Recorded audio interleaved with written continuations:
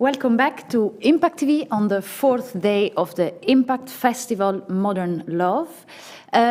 We stay a little bit after this keynote, this beautiful keynote by Roanna van Voorst. We stay in the area of algorithms and love with a very special guest, Dino Suhonic. Welcome. Thank you. I will very shortly introduce you. You're the executive director of Maruf, an organization for queer Muslims in the Netherlands, but also outside of the Netherlands. It's an international organization.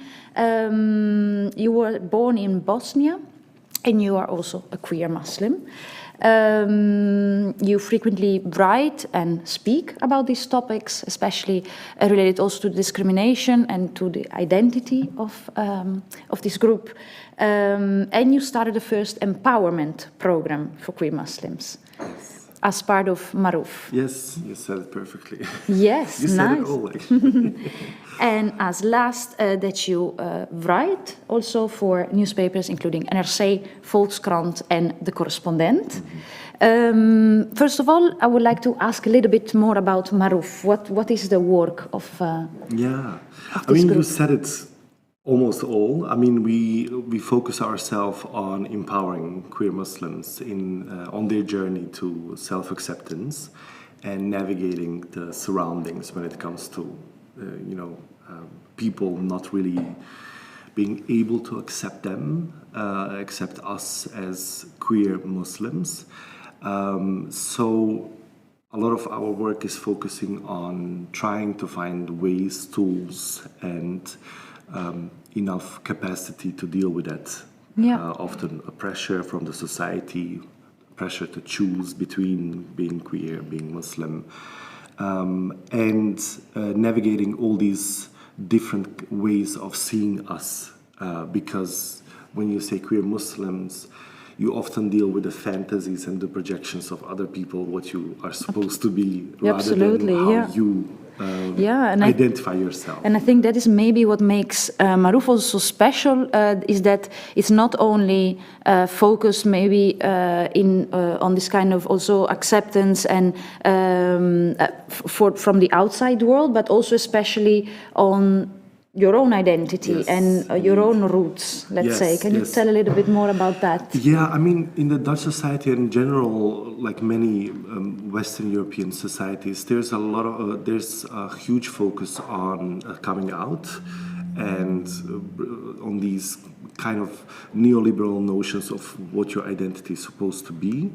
And I think what we try to shift is the discussion on that who you are is not really only the matter of presenting it towards the outside world, but in the first place, maybe the most important way, presenting it to yourself. And we call it actually coming in, which is rather a way of saying that the self-acceptance and finding a way to deal with yourself on your own terms is much more important than dealing with the outside world. But of course, the reality is that we need to deal with the society as well. Yeah, and I think this self-acceptance applies to anybody, queer, not queer, anything, but maybe for this group, why is it extra important, maybe? Yeah, we live in a society that claims to be extremely queer-friendly. I'm not sharing that same vision. I do see a lot of struggling with acceptance, full acceptance of queer people in the Netherlands. But we also live in a society where racism and Islamophobia are rising, not only since 9/11, but even before that. And it's experiencing, every time we say this is the peak of Islamophobia, racism, and suddenly... and then it gets worse, even more worse. And it's like, how can it get even more? Yeah, so in that society where you have intersections of queerphobia and Islamophobia, and yes, some people would say, but Netherlands is much better than some other countries. And that might be the case, but when we compare contexts, we often do that because to show kind of our superiority towards other countries, rather than to see like what else is to be done in this country. And when you live in this society as a queer Muslim, you deal with so many intersections of these exclusions and oppressions, and you cannot choose. Like today, I'm going to fight against queerphobia, and tomorrow against Islamophobia. It's always intersecting and intertwined. And you described this beautifully in an article I was just reading this morning in the Groen Amsterdammer, where I was very intrigued by how you pointed out this complex in the sense that this kind of being homo-friendly or queer-friendly is almost seen as a score in how civilized you are. So the more you accept gay, the more gay rights you have, the more good and civilized. Exactly. And on that scale, also the Islam and the Muslim communities are played out and are even maybe more portrayed as hating and fearful, while as you and Maruf, I think, want to prove is that is not always the case. Of course. Yeah. Of course. True. Yeah. True. Yeah. Beautiful. And then and then came lockdown. I was also wondering, because you do a lot of work, so as Maruf, a lot of workshops, you bring people together, create community where people can exchange. And how did it work out in the last 2 years? Yeah, that's a good question. I think we are still figuring out how it works and how it worked and how it's gonna influence our future in so-called post-COVID reality, which I'm not sure we arrived at, considering the fact that we are still dealing with pandemic. But what we have noticed is that physical spaces can be very important for queer Muslims, and at the same time we realize that those physical spaces are not always accessible to many queer Muslims coming from, for example, areas of the Netherlands that are further away than Amsterdam.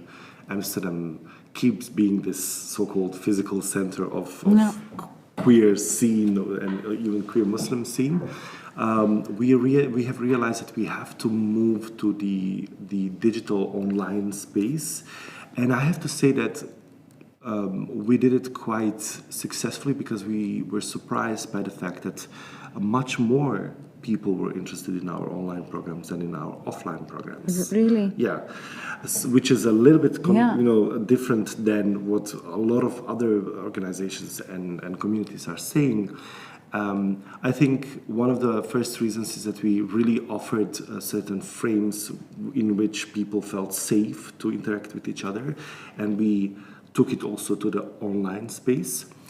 Again, making it more accessible for people that are not willing or able to travel, often don't have resources to travel as well, and due different reasons actually don't feel safe to come to a physical space. Yeah. And so a lot of people had the chance, for example, to log in and only listen, or you didn't have to put the camera on or your mic on. You could chat as well. So a lot of people had, even if they lived at home with their parents and family, friends that are not really accepting, they had the choice to pretend like they are listening to music or whatever and participate in one way or another. So people that found their ways to just not literally only literally log in, but also to check in with the community and to let know that they are also out there. And that sense of belonging, that I think that's the most important thing we've learned from the past 2 years. At the same time, the first physical meeting we organized was this summer, when the numbers of people infected went down. People felt, and after vaccination, people felt really a bit safer to see each other in real life. And then I've heard a lot of people, online space is also nice, but real life meetings are extremely important. Of course. Yeah. So I think we are going to a future where there's a kind of a hybrid way of interacting with each other. I'm definitely convinced that we have found a new way of facilitating different ways of social interactions. So everything what we have known and thought we knew perfectly changed and transformed into a new ways of interacting with each other. And that's, I think, one of the good sides of that digitalization and making things online as well. Yeah, and is it something that you noticed, because this was also like a beautiful bridge to, you had a beautiful title you sent us via email. I will read it: Modern Queer Muslim Desire in the Digital Era. Yes. So this is also a nice bridge, because it is actually, I think, what you wanted to talk about. How is it something that you saw coming already before? Because also Maruf exists for 8 years. I think you as an individual are maybe even longer engaged and activist, maybe I can say, in this. Is it something that you saw already coming before, or is it something more recent, or how would you... Yeah, I mean, looking back at the history of queer Muslim organizing, we can track down things to 40 years ago even, where queer Muslims met each other in different parts of the world, and it was mostly a physical space. When in the 90s the internet was rising up, people felt a need to connect with each other through internet. That gave a boost to the queer Muslim movement, which really flourished with the first blogs, forums, these different websites, Yahoo groups, or whatever it was back then. And already at the end of the 90s, you had the first websites and the blogs talking about trans Muslim experiences, queer Muslim experiences, people, connecting with each other. Of course, with rise of Twitter and Facebook, we have seen that people also want to connect with each other through those platforms. But then the boost was really given by Instagram and TikTok. I was surprised by, although I'm not a TikTok user, I sometimes check things out and see how queer Muslims use these two platforms to not only show how, themselves and express themselves in the most beautiful and diverse ways we can imagine, but also as a space and platforms of resistance, which is a very interesting shift that happened, because normally the discussion is based or centered around the question, can you be and queer and Muslim, which is a problematic question in itself, because queer Muslims show that identity exists. But those discussions were shifted from, can you be that, what you say that you are, to how do you navigate the surroundings, as I said, like this beautiful soundtrack of our community as well. It also resonates with what global queer Muslim community is doing by engaging with these social platforms. At the same time, I do see that people experience a lot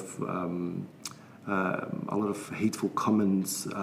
There's a lot of doxing going on, also outing on conservative platforms, with people kind of outing others with their real names, for example, which has influence on their security in real life. We can also see that, for example, last year we have noticed an Instagram account from the Netherlands that was screenshotting the conversations, sextings among and with queer Muslims, exposing them in that way, showing their true face and stuff like that. So there's a lot of potential in those digital platforms, but at the same time there's a lot of potential for those digital platforms to be a very bad place and space for queer Muslims. Yeah, this made me think also about the keynote conversation of Eva Ius yesterday. She actually mentioned, which maybe sometimes we don't think about, but it's very true. It is actually since the internet that we have the possibility of being anonymous. Yeah. Before it was just not an option. We were living in a community, so of course not. And it's only on this platform that you have this anonymity that can also, that has maybe two sides. On the one hand, you have a safe environment where you can maybe express things that you wouldn't in your community where you have this kind of social control. But at the other hand, it also gives you more space also to have more extreme opinions, maybe. Hatred, or nobody's is checking you, let's say. And we see that. We see a lot of people with, of course, these trolls that use fake names, of course, to share their hateful comments, and people think, don't see that as a real threat. These are people hiding behind these, but at the same time, they send certain energy that is extremely bad for your state of mind and well-being. And of course, these kind of exposures online, as I said, they have direct influence on how people physically in real life feel, and that is unsafe. So we should really think about that very nice potential of social media, but also think about sustainable ways of still engaging, for example, marginalized groups as queer Muslims on those platforms, and let them be safe. So, for example, banning of these hateful accounts is almost impossible. After reports and reports, they maybe vanish. But they can. People cannot be banned from recreating these profiles. So we have a vicious circle in which we end like, are you for or against it? Which is not the discussion. I think the discussion is how do we create a society where we can deal with each other in the most least harmful ways, for people to engage in these discussions on an equal level. And I think, yes, again, social media platforms are a beautiful medium, but also a place where you can feel extremely unsafe. So both safety. And do you think that these platforms can also be a place to actually start this discussion, or? A lot of discussions are beginning at these platforms, because a lot of people that, how often would you get a mainstream platform to talk about this, for example, newspaper or some other forms of media. So for a lot of people, social media or digital space is the only way how they can express themselves. Around these posts and around this content, a lot of people are reacting on that. There's a discussion, involving a lot of different peoples, Muslims, non-Muslims, queers, non-queers, and so on. And I think it's although there are hateful comments among, there's also a lot of support. And one of the things that I've learned in the last couple of years, and especially in the last 2 years, is that even when you feel that there's resistance towards your identity and who you are, there's also a sense of belonging. So somebody from New Zealand can feel like they belong, or somebody from completely like isolated area can also feel through internet like, oh, I do belong here. There is a community out there. I'm not alone.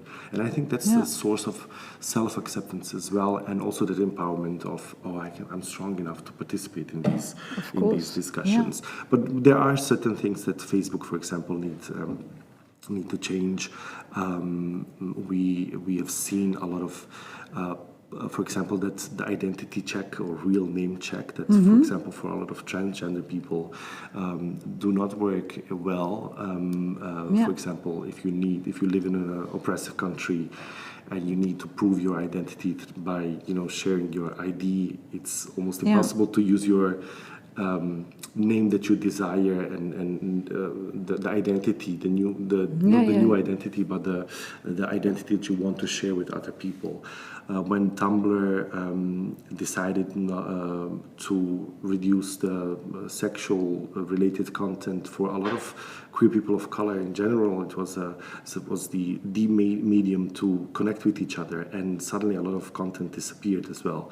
And some tracking of what nudity is also influencing of how people interact with each other, even through private messages.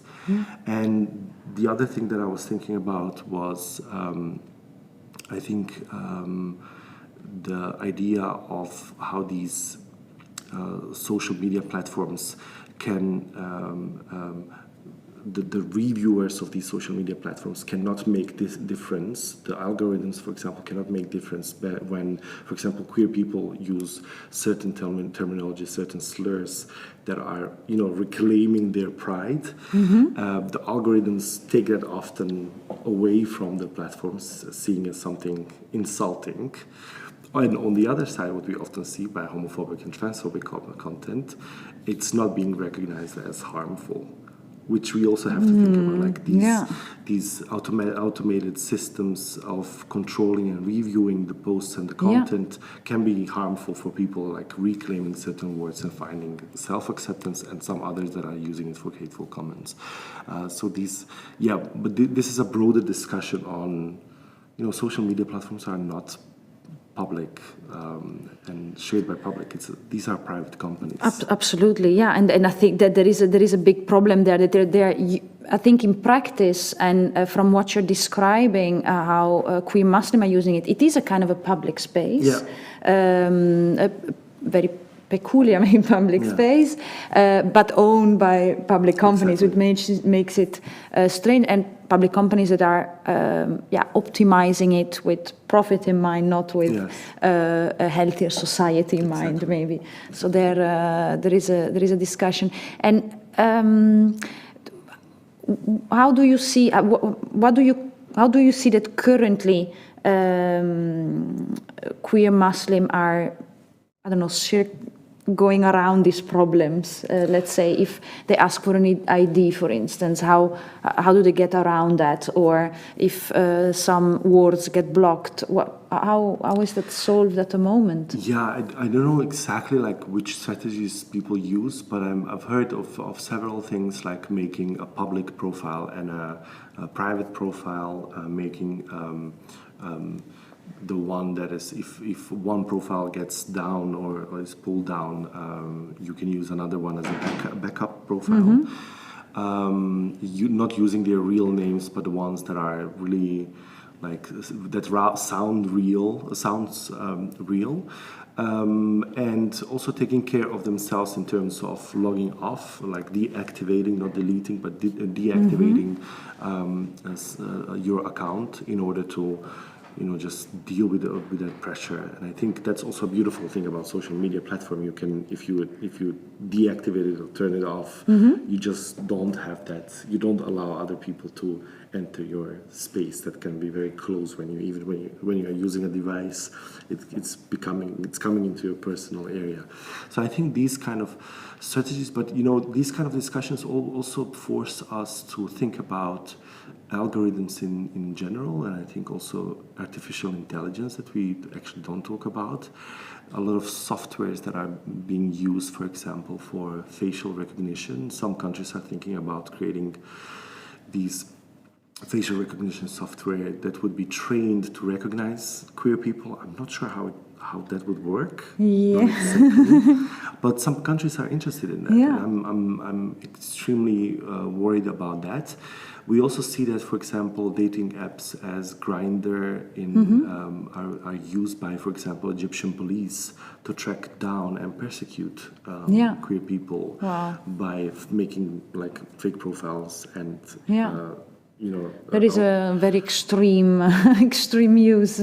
So we should be careful with that and think through all the data that we are sending to wherever, and that people can also access that data in certain countries, in certain circumstances. People can access that data, which can be used against you. And we also see a lot of activists that are very critical of their own countries, of the certain societal oppressions, that their profiles are just being taken down without any consulting. Also, the employers checking your social media before they have conversation with you, before they have job interview with you, and then seeing, okay, this person is a troublemaker, which activists are often labeled as, and we are not inviting them or such. So there's, as you said, social media platforms have become also that public sphere where public space where people can just shop and create their own vision of who you are. And I think, as we said in the beginning, when you say I'm queer Muslim, just talk to certain things, because we are all diverse. We have all different visions of society and the situation that we are part of. And do not assume if you're against Islamophobia, it doesn't mean you're a troublemaker. If you're against racism, it doesn't mean that you hate this society. It's just you want to make the society a much better place. Unfortunately, that is being labeled as too activist, and that means that you're not really suitable for not only for a certain position or function, but not suitable for the society in general. Yeah. And are you helping? You have this empowerment program, and so also very much oriented towards helping, supporting queer Muslims. Do you also do something with social media? I don't know, tips, do's and don'ts, exchanging experience? Is that something that you're starting to do as well? Yeah, so that's a good question. We mostly have like these very informal conversations, but now we are creating the program for the next years, for the next year and years to come, because we see that as important part of our empowerment, the digital rights in general, knowing the algorithms and what the algorithms can do, and in general the use of social media, how innocent it might look like, it can turn around and work. So we are really entering the phase where that is going to become a very standard part of our empowerment programs, because we need that. Absolutely, yeah. Beautiful. Thank you so much. Time flies. Yeah. Thank you for all these amazing insight and stories, and very related to the next panel, actually, because you closed by saying something about algorithms and digital rights. Well, the next panel is also all about love and algorithms, with Roanna van Voors, who also just gave a keynote in conversation with Miriam Rasch. She's also, again, part of the panel, and artist Jonas Lund. So I thank you very much for watching this episode, and enjoy the panel.